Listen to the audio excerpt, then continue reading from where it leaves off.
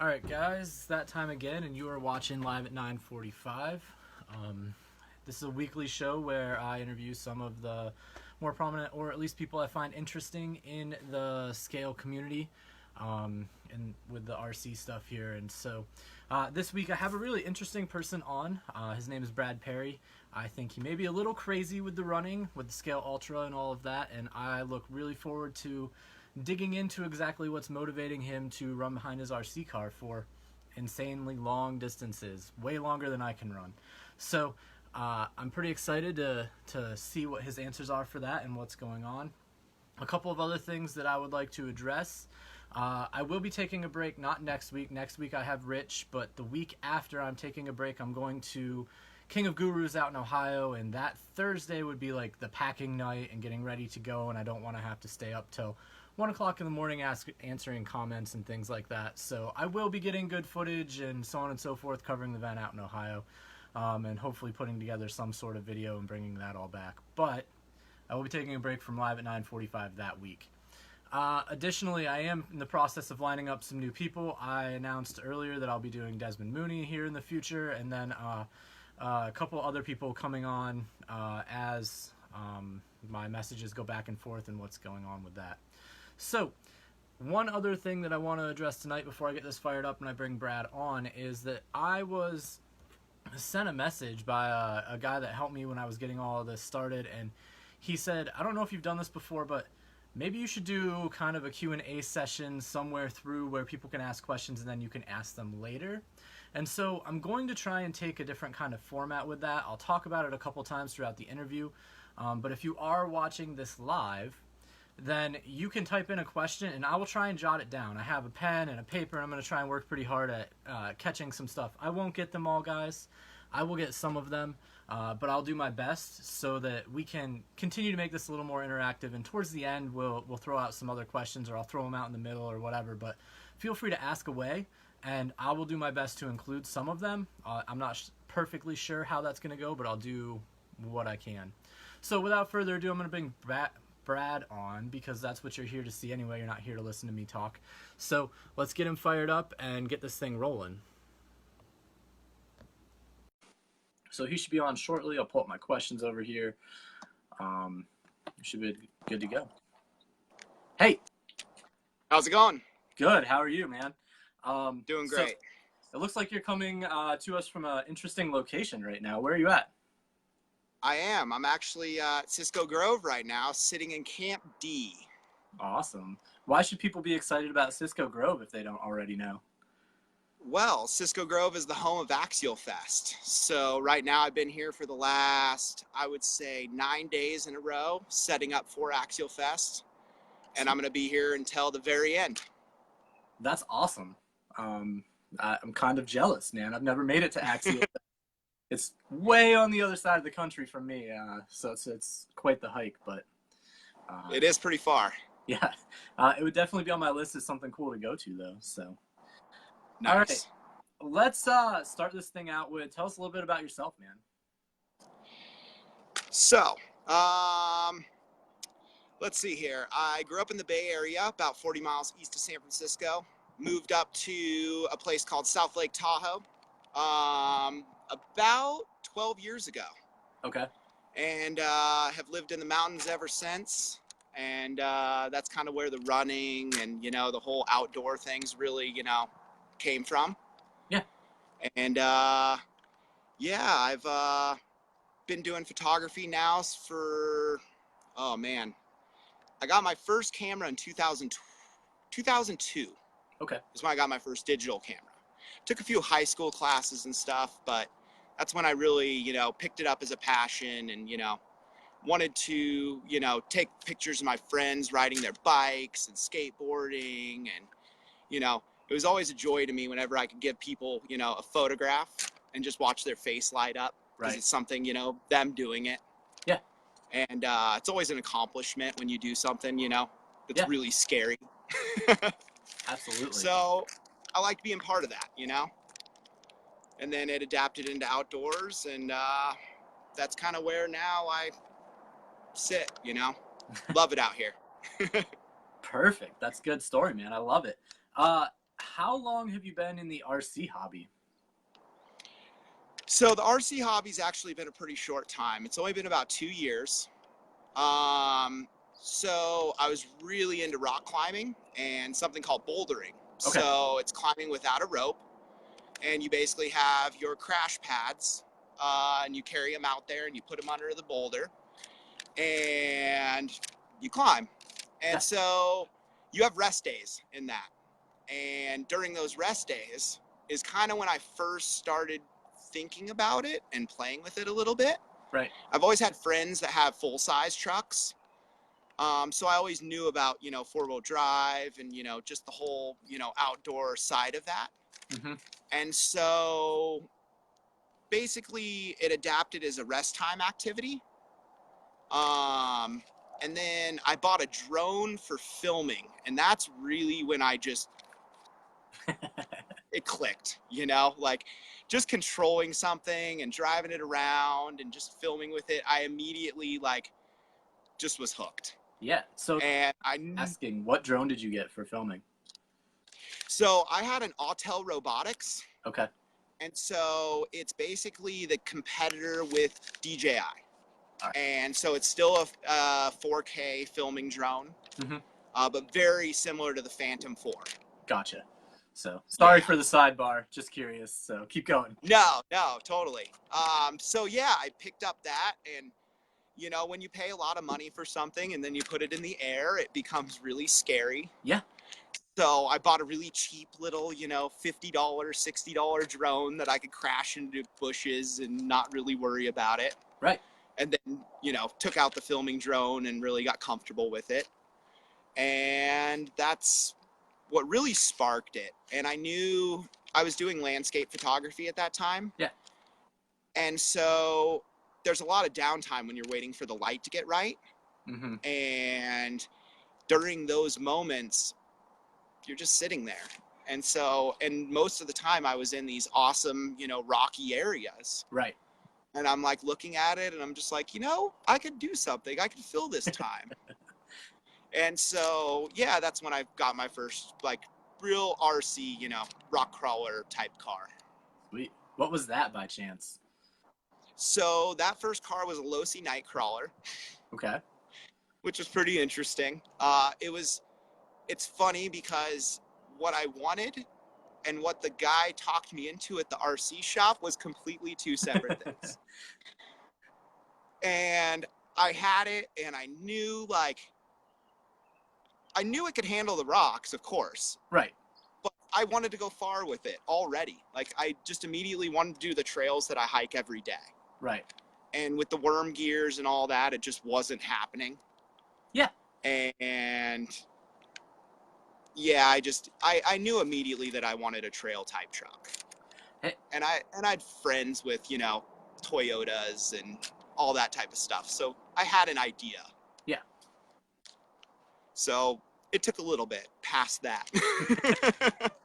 Hey, I get it. I don't see the Nightcrawler fitting your lifestyle very well, especially with all the running and trail and hiking and all of that. So I totally understand what you're saying.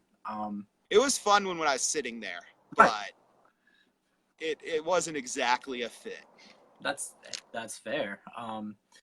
So my next question would be, what or who really got you started in it? I know you said the drone kind of got you fired up, but you said you had some buddies who had them or whatever. Like, what really kind of sparked the interest? So I had friends with full sizes and stuff, but really, honestly, the person that I could thank for, really getting me fully into the hobby and stuff is my friend Alec. Okay. He runs Torque Media. Super cool guy, and he really took me under his wing and taught me the ways. Gotcha. And got me a crawler, and got me really excited on the more scale side of it. And not being flexy and extra fancy, and yeah, so everybody's beginning steps. So exactly. Yeah, mine were just a lot later. Everybody seemed to do those in the early, Yeah. All right. So if you weren't in RC as a hobby, what do you think your hobby of choice would be? Definitely, it's hard because it's anything outdoors. You know, it bounces back and forth winter to summer.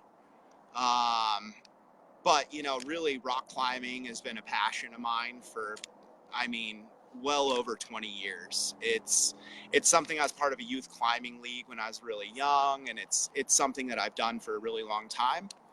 And part of photography and stuff, I used to shoot that a lot. Yeah. And it's kind of with, you know, adapting and stuff like that. Not that I had to give up the hobby, but it's really hard on your body. Yeah. And I kept getting reoccurring injuries over and over again. And so it's something that, you know, I still do, but I can't do it at the level that I was doing it before. Right. So it became a little frustrating, but I would definitely, that's always in the back of my mind. So I know if I wasn't like as in depth with RC as I am now, Right. it would be there. I got you, man. So I played around a little bit with that in college just because they had a wall, and so it was a good time. I could see how if I lived in an area where it was more conducive to it, that I would have definitely leapt all over that because it was fun inside. I can't imagine like in a nice area outdoors where there's lots of places to do it and a big following around it and the culture and all that. So. And that's what's also funny is everybody wants to go inside to become better at it. Yeah. And then take that skill outside so then you can climb really, really hard outdoors. Right. And so it's that time of sitting in the gym and, you know, practicing over and over again and, you know, staying at that peak level of, you know, fitness. And it's a whole lifestyle in its own, you know, and it eats up all your time. Yeah. No, dude, I totally get that. I would not have time to even begin to do that now. I don't even exercise. The only way I'm getting fit is not fitting in my clothes anymore, I guess. But so my next question in the list is big tires or small tires? Honestly, I have a love for both. But shooting photos, I mean, nothing but small tires. I mean, to be honest, like when I'm shooting photos, a well done hard body rig is just, you know, they're kind of priceless, you know. When you can fool everybody who doesn't even like do RC and they think it's completely a real truck and they have no idea, you know, what it is, it's a good feeling, you know, not just for the builder, but I mean me as the photographer. It's really cool, Yeah. you know. But then of course I have love for the big tires because I do scale ultra, you know, and 2.2s aren't gonna, not that they're not gonna go away, but it's conducive for what I'm doing. The roll rate of a 2.2, you know, it's gonna conserve, you know, your milliamps, and you know you're gonna be able to go further. Right. Makes sense to me, man. Brushed or So brushed? I don't have hatred, you know. I love Oh them no, all. I don't. You know what? I don't think people have hatred at all. Like everything has its place, and that's exactly what you said. Is that the small tire stuff is killer. If you want to be full scale, you want to take pictures. The full scale stuff is like right on point. But for what you're doing and you're out running, conserving battery, but also like there's got to be something to be said for driving over some of the rocks and not high center Oh yeah. all the time, because that would totally slow like your whole Oh exactly. thing Yeah. down.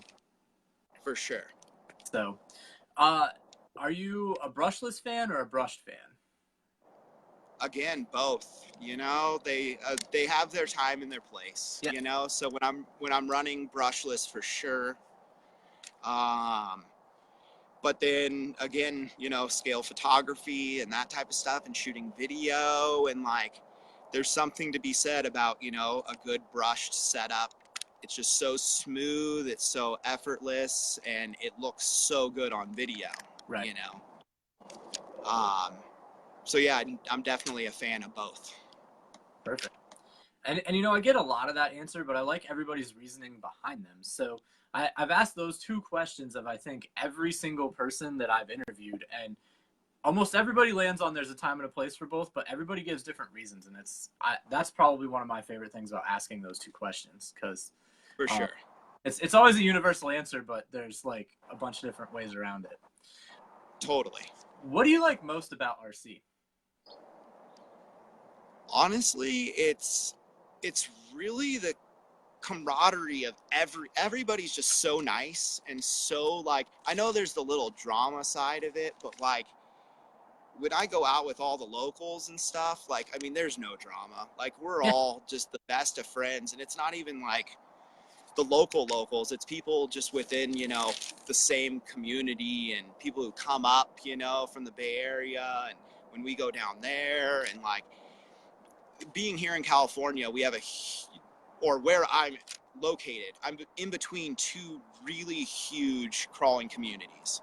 okay. There's a lot of people that crawl in Reno and in the Nevada side, and then we're only 3 hours from the Bay Area, and there's, I mean, countless people in the Bay Area. I couldn't even count the amount of people that have crawlers there. I mean, it's ridiculous. Hmm. Multiple groups. All the groups are super big. They're all super nice. Like, and they all get along. It's pretty cool. Yeah, that's awesome. Around here, I mean, we do actually have quite a few people in my specific area, but they're spread out in smaller groups, and it's not that they don't get along because they all do, and people intermix, but everybody's kind of doing their own thing, and they don't usually mesh into a big type of meetup. So Yep. See, where we have a few meets that like everybody they all attend, and it makes for big groups and fun times, and you yeah, know, yeah, it's absolutely. it's pretty good. So let's talk a little bit about Scale Ultra. Can you explain what it is to anybody who may or may not know what exactly you're doing there or people are doing? So Scale Ultra itself is a series of 5K races put on by Ultra Running Shoes Okay. most of the time, and other small groups that will put them on, like the guys out in Utah, the 801 guys. And it's a 5K race, and that's kind of the branded side of it. And then there's the other side of it where we take it to heart, where it's running as far as we can with our cars. And there's a few of us out there that are really dedicated to it, and we're really excited to push it further and further Yeah. and feed off of each other.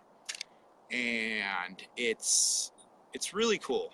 Like, it's cool that it's not just this little race thing. People are able to go out. They don't need a competition. They don't need a big meetup.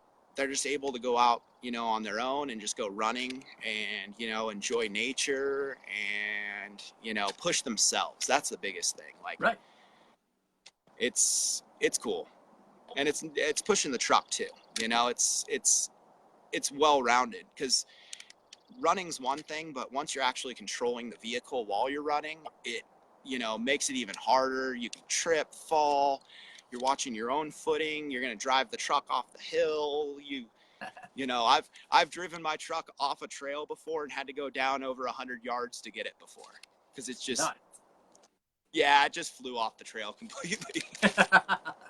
Fair enough. So it's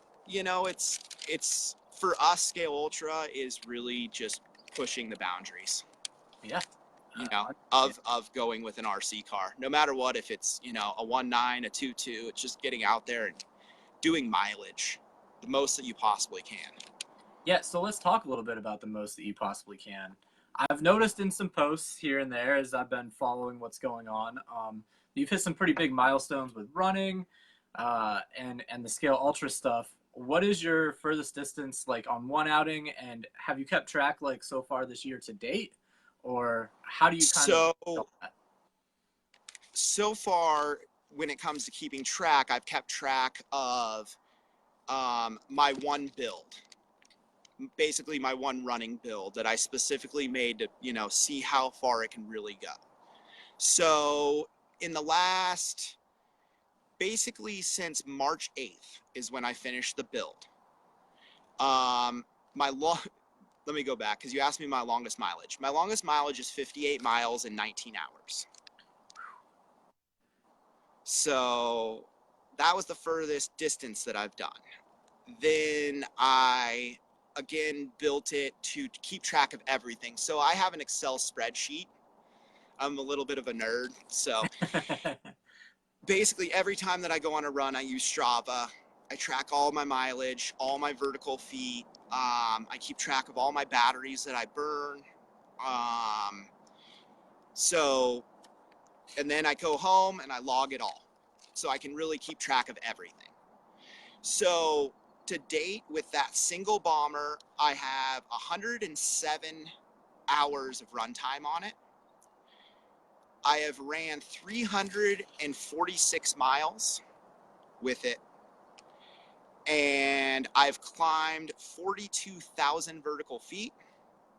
Oh my gosh. And I've burned 560,000 milliamps.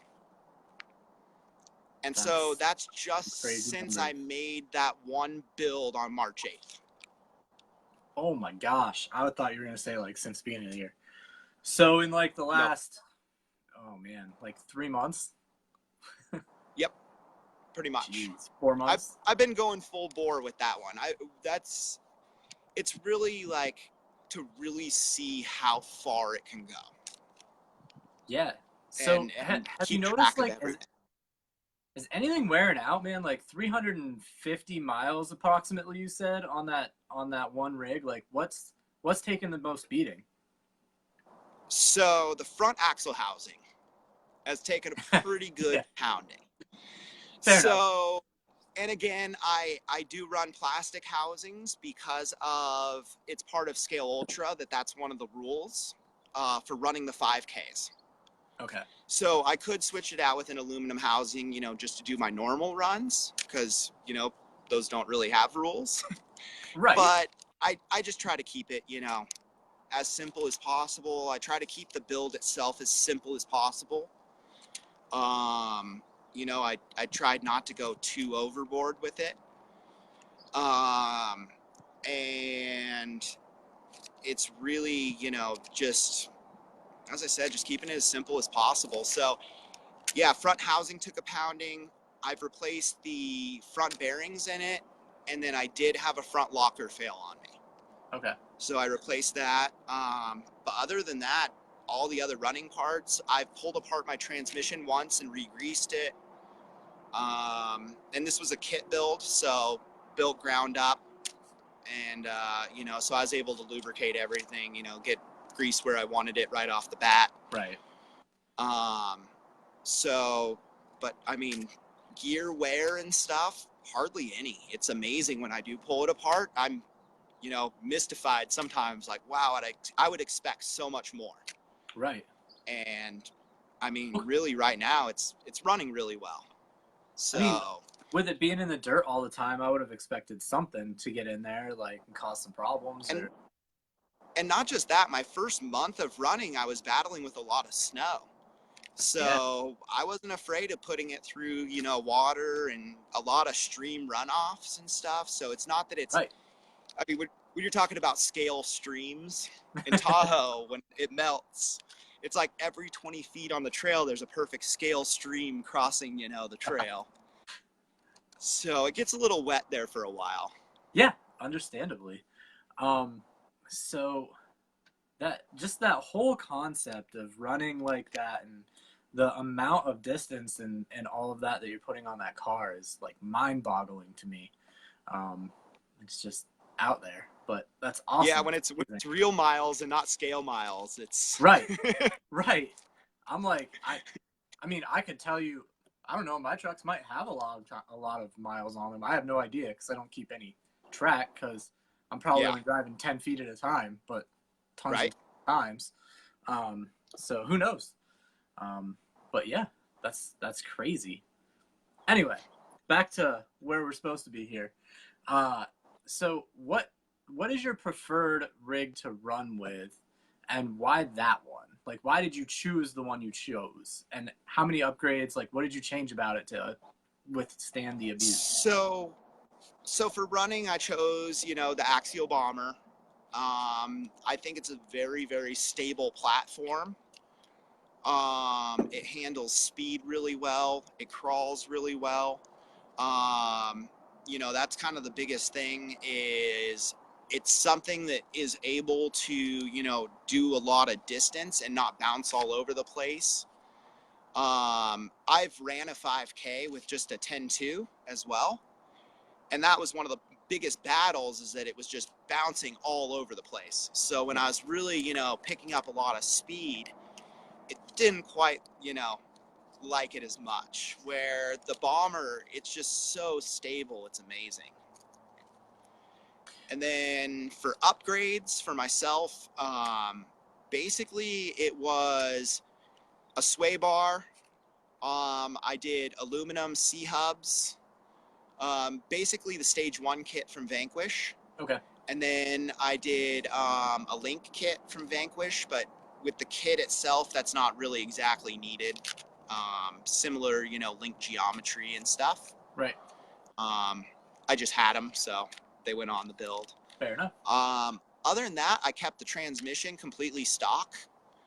And then motor-wise, I'm running a Tekin 412 HD, and I'm running a 4200 kV.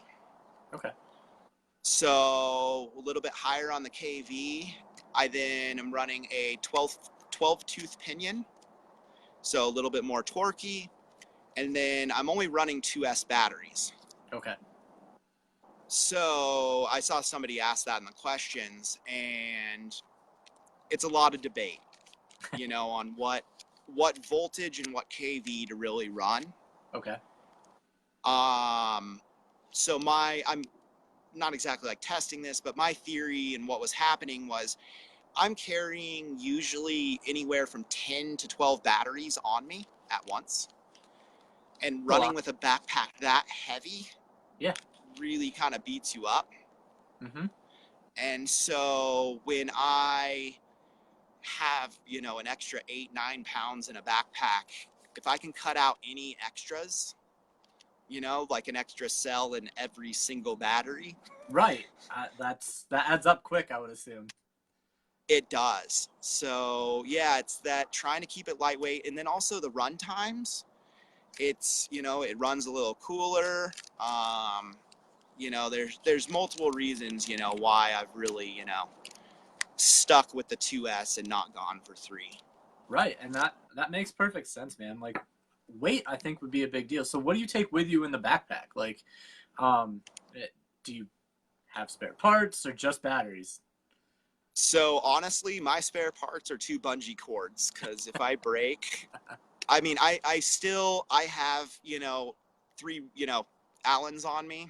Yeah. Just to tighten stuff that comes loose.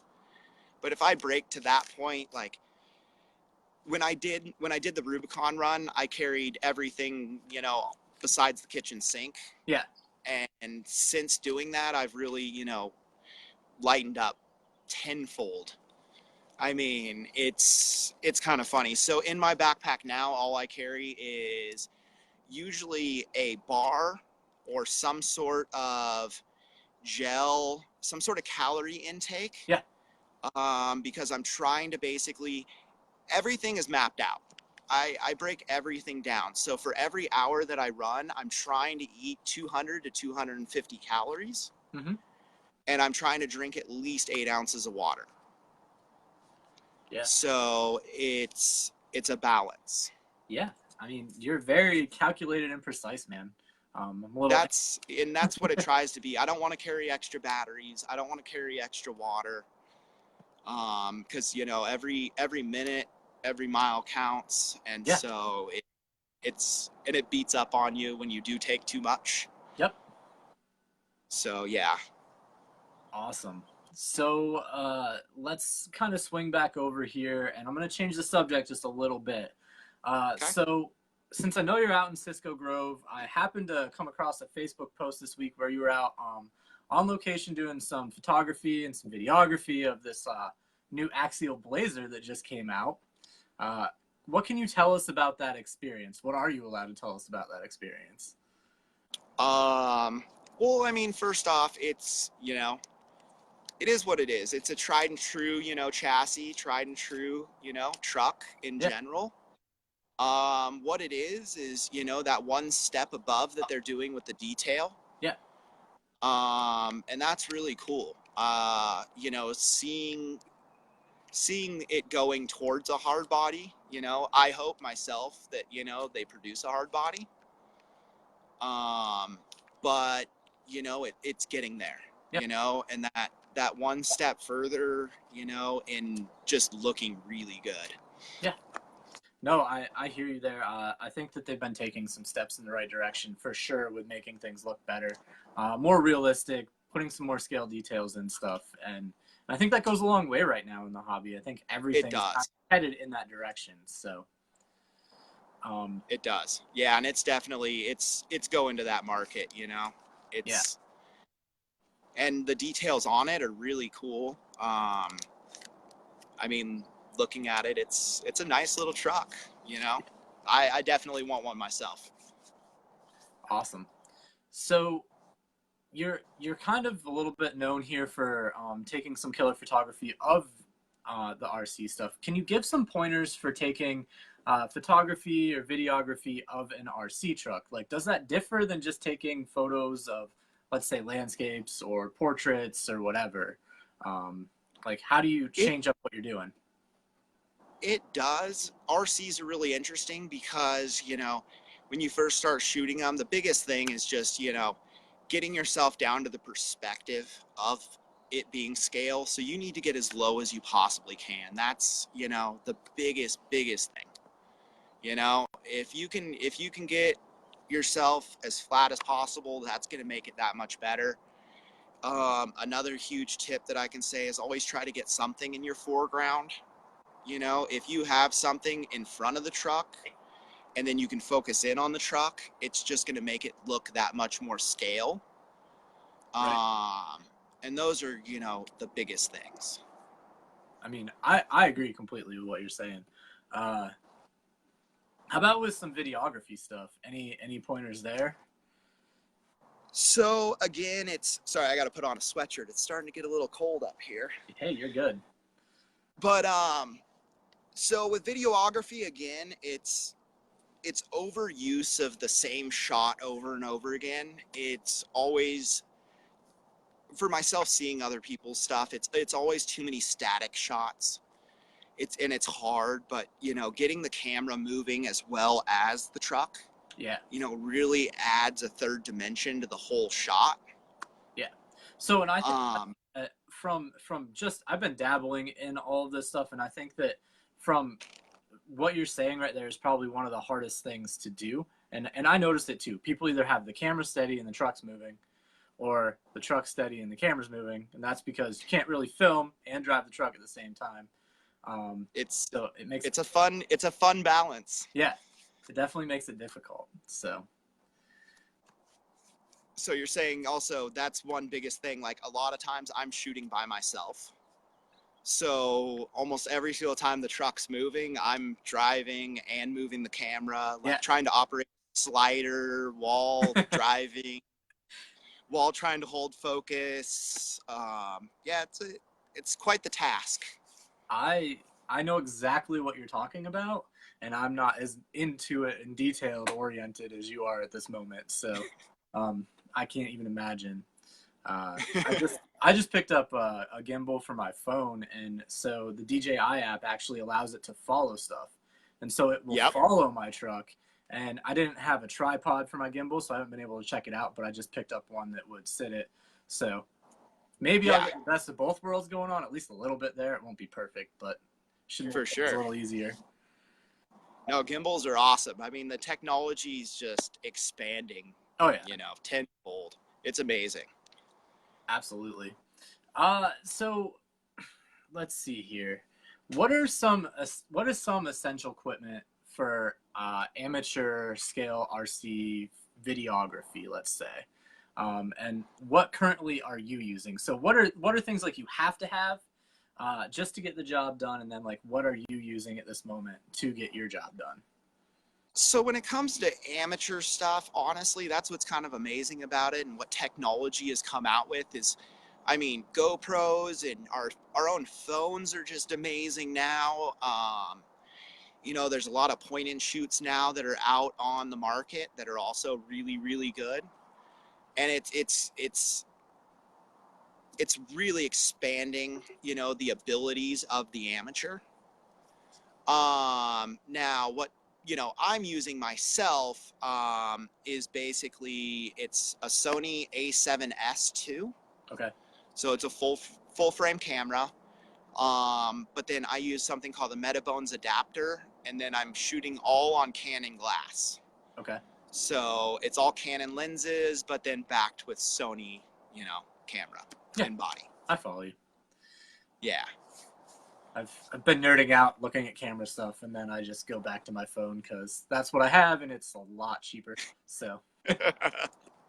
And they work so well. I mean, I've seen amazing pictures taken with just a phone. Well, and you know, and that's the thing that really kind of drove me back to it. Like, I spent, I mean, probably a week like researching camera stuff, and I went back and I was like, for what I'm doing, like, I'm not a professional photographer by any stretch of the imagination. I just need to make myself happy, and then I'm good. So Yeah. For what I'm doing, my phone is more than enough. Actually, I just need to take advantage of all the things it will do, and that's what's crazy. Yeah, it's the apps that go along with it, and you know, I mean, there's so much out there. Yeah, it gets really deep, really fast. So for sure. So where am I at here?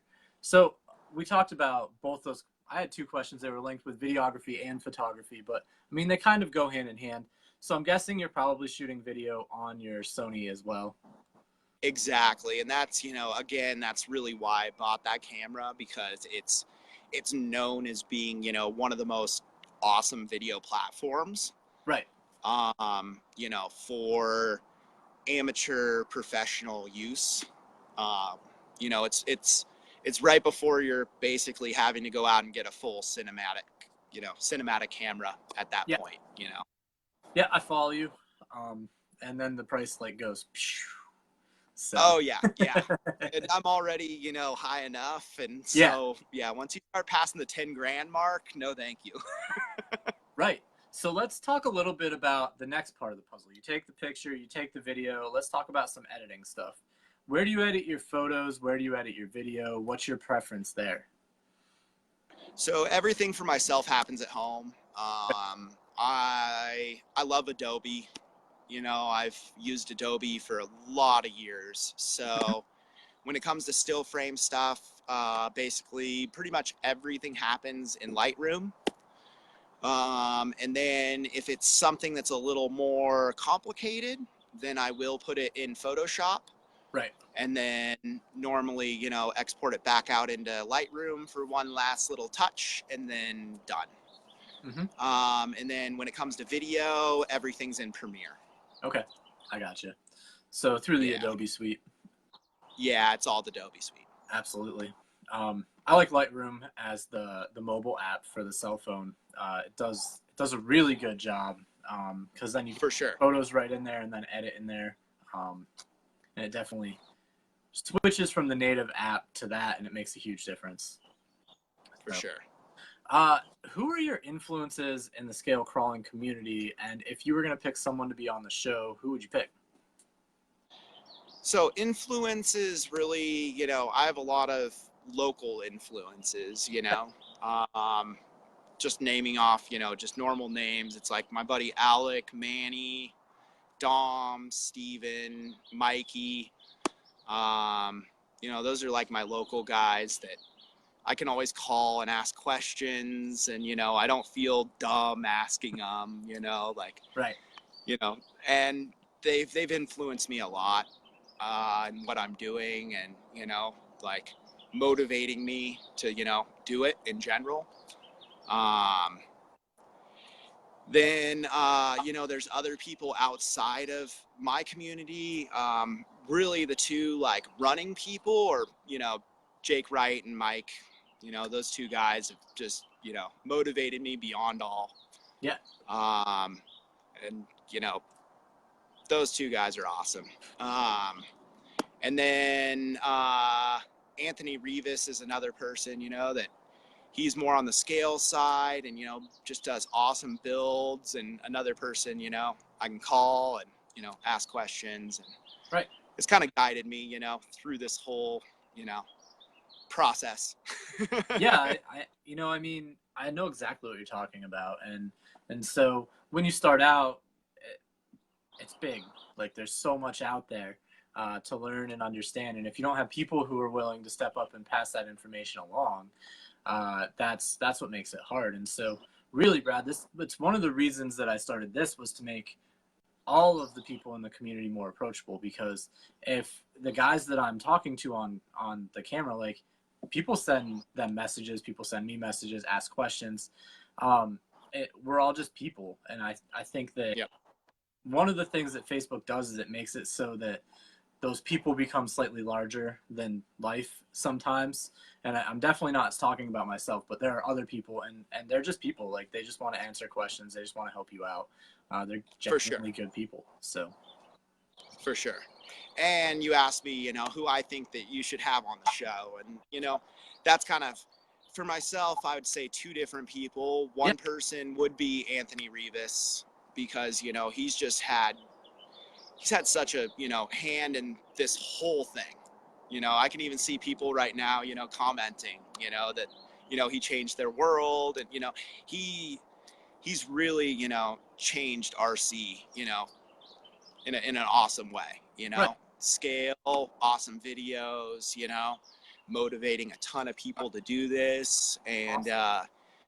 you know, a lot of times he's the guy, you know, behind the scenes that no one really knows that he has, you know, full hands and stuff. And he's always helping everybody and, you know, doing a lot. And then the other person would actually be Sean Barton, because I think he has a really cool concept and idea going on right now. And they're basically in the next few months getting ready to do the whole Appalachian Trail with Okay, an RC car. okay, So, yeah, he's the Scale Trek Brigade. And it's a really cool, you know, thing to do, you know, 3,000 miles with an RC car. that's Like the distance. I nerd out on like planning things, and I mean something like that would drive me absolutely bananas, just because of the amount of, you know, time that would have to go into just planning something like that, and then Right. giving up, you know, 8 months of your life to do it, because it doesn't happen. I do day runs. You know, or 24 hours, but man, giving up 8 months would be, whew, that's a lot. Yeah, I can't imagine. I don't see that in my future. So, props to them. Um, Planning something that large is way out of my scale, and giving up a full 8 months is not in the cards for a long time either. So, I For sure. I hope it works out for him, man. I definitely am going to check out that whole Scale Trek Brigade thing and see what's going on with that. It's amazing. Yeah. So every time I turn around, one of the coolest things about this show is I find out something new is going on every time I turn around. And so then I take a look at it, and then there's something new going on there too. So it's just a whole nother side of what's going on in the hobby and the scale crawling world that I got to take a look at, and we'll see what's up. For sure. And they're doing it with, you know, box stock, you know, right out of the box, SEX 10.2s, like, you know, so they're not like me running at all. Like, it's totally going to be a scale trek, you Yeah, know, which is really neat. yeah, that's cool. I like it. Um, so let's talk about builds that are out there. And so I don't know how much time, I mean, if you're running as much as you say you're running, I don't know how much time you're spending on social media, but do you have a favorite build or truck out there that's kicking around that's not your own? Oh, man. I mean, I have a few. A lot are local guys, you know, just because I'm seeing them way more, you know, and Yeah, seeing them firsthand. You know, I have love for the hard bodies and stuff. You know, Brandon down in Bishop, he has an amazing little Toyota that he's done up the last few years. And he has a new one that he's working on that's really, just trying for all the bells and whistles, Right. really, all those little bits. My friend Alec has an amazing little Jeep Liberty where you don't really see those at all. Right. And then there's a few bomber builds out there that I, have a little soft spot for. But Jake has a really cool all metal chassis, something that he runs outside of Axial Fest with, and it's a really neat little build. Right. I mean, looks like a total, U4 truck. Just perfect. It's a nice build. Yeah. I totally understand what you're saying there. So what would you say? I mean, I don't know how many events you go to. You say you have big groups all around you. What is your favorite event and why that one? Honestly, it's where I am right now. I wouldn't have volunteered to come up here for a solid month if, I didn't believe in this being as awesome as it really gets. Yeah. I mean, because it's when there's 2,000, 3,000 people all here and everybody's running trails, and when you watch a trail go from just being your average trail to just a broken freeway, I mean, and that many people have driven it, it's a really cool, experience. Yeah.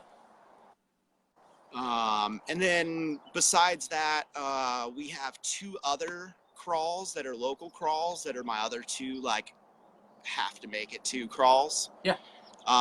One is down in the Bay Area. It's the ASD crawl. Okay. So it's autism awareness crawl. So has, a lot of meaning, a lot of really good people. Again, I get to see them up here at Axial Fest, so it's just another extension of it. But, they put on a great event down there. And then the other one would be Crawl for a Cure, which again is a, cancer-based, awareness crawl. Yep. And both those crawls, bring in, a few hundred people. So, they're not little, just local events. People come from all over, and, everybody has a really good time, and they're multi-day events. Right. So camping and campfires and everybody, having fun around the fire, and, it's a good time. Yeah. So what you're explaining kind of goes back to like why you're super into, why you're into RC is the community aspect, the like everybody gets along, that piece of it really. For sure. Yeah. And it's because it's the same thing that happens in real, one-to-one trucks. Everybody has their groups there. They all go out wheeling together. If anybody breaks on the trail, you watch multiple people stop, ask them if they're, okay, do they need any parts? I mean, when you watch somebody pull a whole transfer case out of the back of their truck, and don't worry about it, here's right. a few $100. Right. Be sure to get that back to me after you get it off the trail. It's an awesome thing, And so I see that in RC all the time. Oh yeah. Like somebody breaks something and they just have to post online, hey, I broke this. People are almost ready to give it to them, hey, here, I have that part. Let's go crawling as soon as you fix it. Right. And so, especially at events too, man, I can't tell you how many people I've watched their trucks get cobbled back together with someone else's spare parts out of their toolbox, or people working on people's trucks like for stuff that should never be fixed at events, but gets put back together and just runs with it. So good times. Let's talk a little bit about, are you a fan of the forums or are you a Facebook kind of guy? Honestly, I'm a little bit more, when it comes to RC stuff, a little bit more of the Facebook guy. Definitely surfing on there a little bit more. I will admit that I have a pretty bad habit with Reddit, where RCs don't seem to be as big on Reddit. But yeah, not as much with the forums. I don't I'm not huge on the whole layout, and it's just not as easy to navigate and to deal with. Okay. Where honestly, from a phone, Facebook is just so easy and nonchalant. Yeah.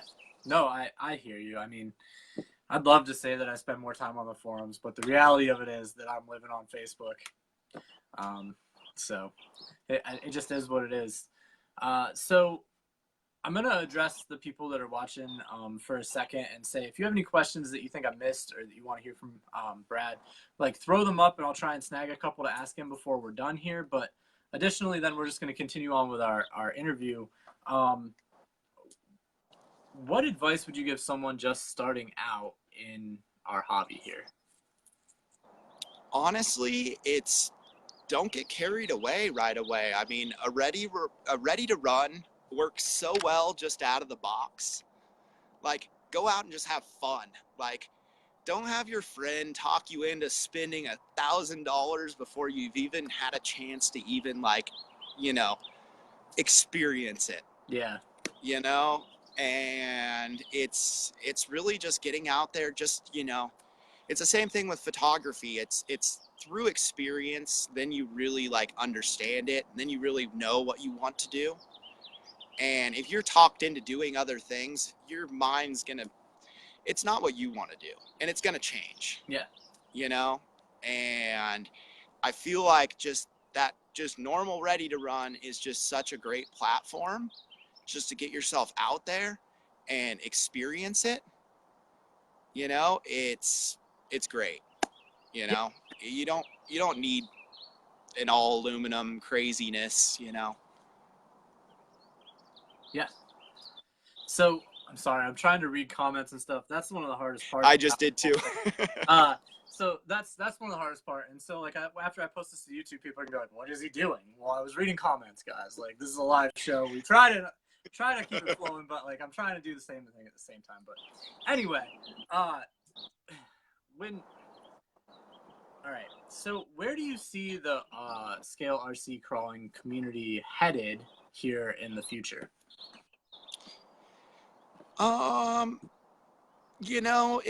It's an interesting time right now because my local RC shop just closed, Yeah. which that hurts. And so it's hard to say exactly where it's going, but I know the groups that we have is the only thing that's going to keep it alive. Right. And keeping those groups, doing what we're doing, putting on events and, pushing it as a whole, I really feel that it's gonna build. There's so many people out there that are just getting into four-wheel drive right now, overlanding and, just getting outside camping in general is just blowing up, over these last 5 years, 6 years. And even a little bit before that, camping is the cool thing to do. Yeah. Because it's low cost. It gets you out of the cities. It's gets you out here with your kids and stuff. So people are looking at other things to do while they're outside. And so I feel like anybody that's really introduced to it, I mean, you see people light up. It's hilarious. Like, when I am on the trail and stuff and I run into kids, if I'm not running for time and stuff and I'm just out trailing, I'll totally hand a kid my controller and be like, "Hey, experience this for a moment," and they're immediately looking at their parents just like, "Oh, I want this." It's so fun. And that's the biggest thing. It does nothing but just it just puts a smile on my face, and then when I see it, it's like handing a photograph to him. Once you see him smiling and controlling it, it's a good feeling. Right. And so it's the more people that we can expose to that. Yep. I follow you completely, man. Do you have any current sponsors? And why that? Why those people? Why have you chosen to represent them? So right now I have a few sponsors. Right now I'm on the Ultra Off-Road team. So that's a shoe sponsor, and that's, really big for me, you know. Um, my feet are everything, So as long as I am comfortable and able to run those miles without, fully breaking down, that's huge. And they've been super supportive in, what I've been thinking about and what I want to do. And, helping me out, getting me, new shoes for certain runs and stuff. It's been super big.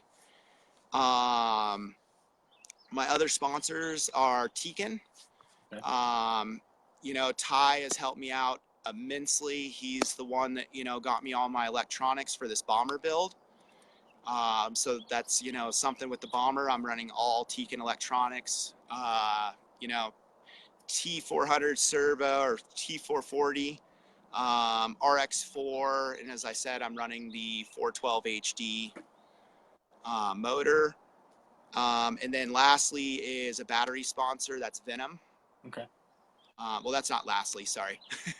So battery sponsor, because that's huge, running for that long, it's, a lot of batteries. It's really hard, for myself to afford all that. I am a photographer, so I'm used to not having too much money. So if I can get any help in ways, I have to, really try.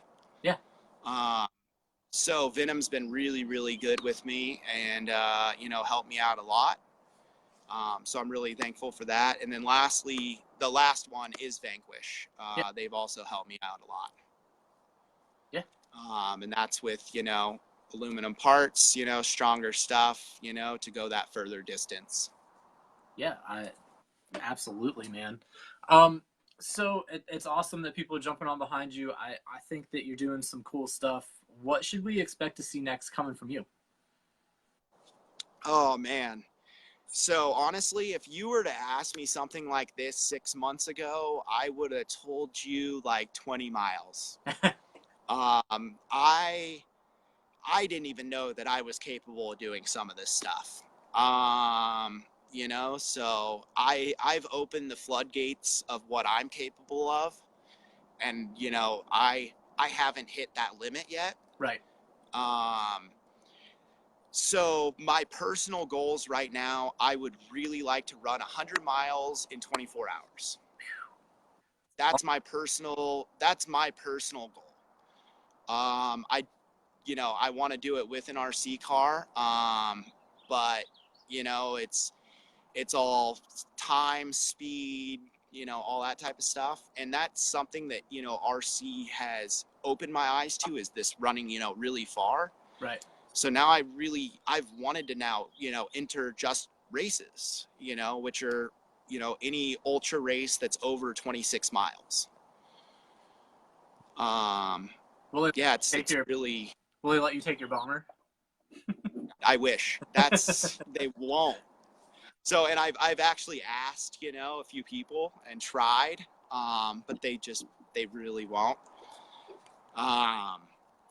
But it's opened that door, and it's made me appreciate something that I didn't totally think that I could do beforehand.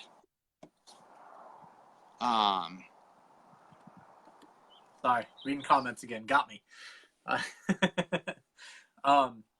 No, so I follow you. Like, I would never think that I could run that far, and I don't know how anybody would think that until they've tried it and been successful at it. So I'm interested to see where you go next, man, and how far you push it. And I will be one person that's following for sure. So for sure, yeah, and that's the thing. It's like I'm just not trying to like set any like boundaries at this point. I'm just going out and just really trying to see how far. And another thing is peaks, summits all around here. I'm also thinking about driving to the top of a few of them. Just a few weeks ago we did basically the highest peak in all of Lake Tahoe Basin. Okay. Me and Gabe Fleming did that like 2 weeks ago. Mm-hmm. And that's 10,881 feet. And so we climbed just under 3,000 feet to reach the summit. And that was all driving RCs. Crazy. So yeah, it's super fun, and it's just trying to motivate people, try to get other people out there to do the same thing. Yeah, I hear you. I honestly think it sounds like a good time. I'm not a fan of running. I've never been a fan of running. I played soccer when I was younger. I did track.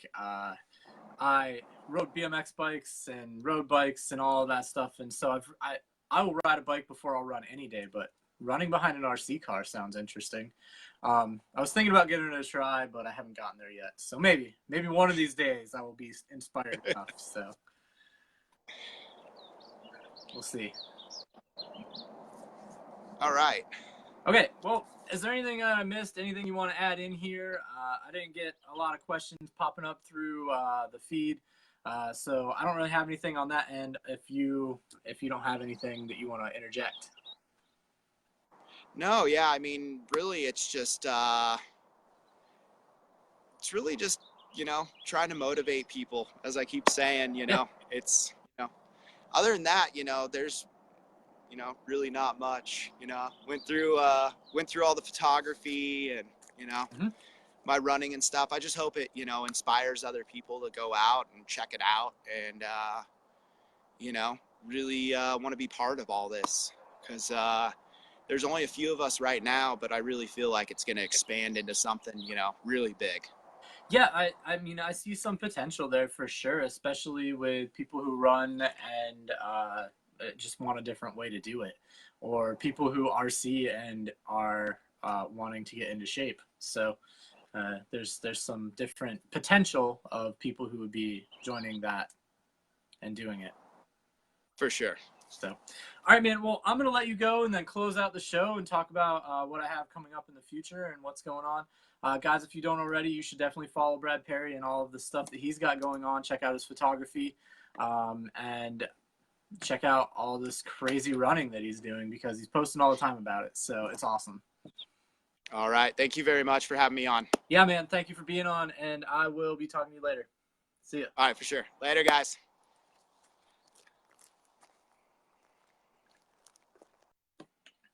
All right, guys, that's it for Brad. One more time, I want to thank him for being on. The amount of distance that he is covering boggles my mind. The wear and tear on his truck that it's not even receiving boggles my mind. 350 miles on one rig since March. Awesome.